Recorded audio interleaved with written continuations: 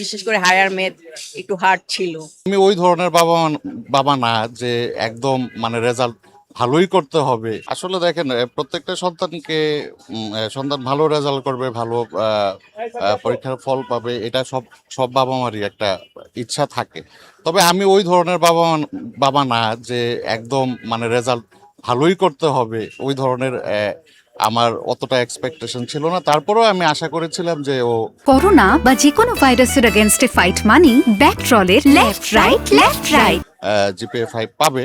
যাক, এটা bad luck অথবা ওর কিছুটা লেকিংস ছিল হয়তোবা, যার কারণে ও অল্পের জন্য জিপিএ 5টা মিস করে গেছে আর কি। তো আমি আলহামদুলিল্লাহ আমি খুশি। আমি ওর রেজাল্টে, আমার মেয়ের রেজাল্টে আমি খুশি। আলহামদুলিল্লাহ ও ভালো রেজাল্ট করেছে। আমার পরিকল্পনা আছে যে কলেজটা ও এখানে ভিকারুননিসা থেকে ওর নিজের ইয়া থেকেই করবে। কলেজটার পরে ওকে আমি দেশের বাইরে পড়াশোনা করানোর চিন্তা ভাবনা আছে আর কি। এটা তো অনেক গর্ব। বাংলাদেশে একটা টপ স্কুলে আমি পড়াতে পেরেছি আমার মেয়েকে। এটা তো গর্বের বিষয় অবশ্যই।